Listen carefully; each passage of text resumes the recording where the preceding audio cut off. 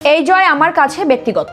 মিমির এই মন্তব্য এখন সামাজিক মাধ্যমে ছড়িয়ে পড়েছে। পশ্চিমবঙ্গের রাজনৈতিক প্রেক্ষাপটে নতুন করে আলোচনায় এসেছে আরজি কর মেডিকেল কলেজ কাণ্ডে নির্যাতিতার মায়ের নির্বাচনী জয়। এই ঘটনায় আবেগঘন প্রতিক্রিয়া জানিয়েছেন অভিনেত্রী ও প্রাক্তন সংসদ সদস্য মিমি চক্রবর্তী। 4 মে ফলাফল প্রকাশের পর তিনি সামাজিক মাধ্যমে এই জয়কে ব্যক্তিগত জয় হিসেবে উল্লেখ করেন।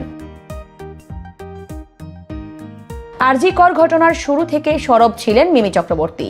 দোষীদের কঠোর শাস্তির দাবিতে তিনি শুধু অনলাইনেই নয়, রাস্তায় নেমে প্রতিবাদ করেছেন। তার এই অবস্থানের কারণে একাধিকবার কুরুচিকর মন্তব্য ও হুমকির মুখে পড়তে হয়েছে তাকে। তবে কোনো চাপই তাকে থামাতে পারেনি। সে সময় তিনি স্পষ্ট করে বলেছিলেন, আমাকে হুমকি দিয়ে লাভ নেই, লড়াই চলবে। নির্যাতিতার মায়ের নির্বাচনী জয় সামনে আসতেই মিমি সামাজিক মাধ্যমে লেখেন, এই জয়টা আমার কাছে খুব ব্যক্তিগত মনে হচ্ছে, তবে কোনো জয়ই আপনার সেই অপূরণীয় ক্ষতির প্রতিদান হতে পারে না। তার এই আবেগঘন মন্তব্য দ্রুতই নেট দুনিয়ায় ছড়িয়ে পড়ে এবং ব্যাপক আলোচনার জন্ম দেয়।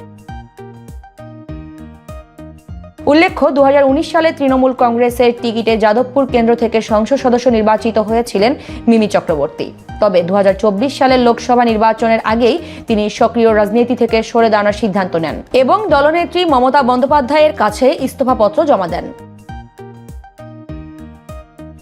রাজনীতি থেকে দূরে সরে গেলেও আরজি কর ইস্যুতে তার মানবিক অবস্থান ও নির্ভীক প্রতিবাদ সাধারণ মানুষের প্রশংসা কুড়িয়েছে। তার সাম্প্রতিক প্রতিক্রিয়া আবারও প্রমাণ করেছে, রাজনৈতিক পরিচয় না থাকলেও সামাজিক ইস্যুতে তিনি এখনো গভীরভাবে সংবেদনশীল এবং সরব।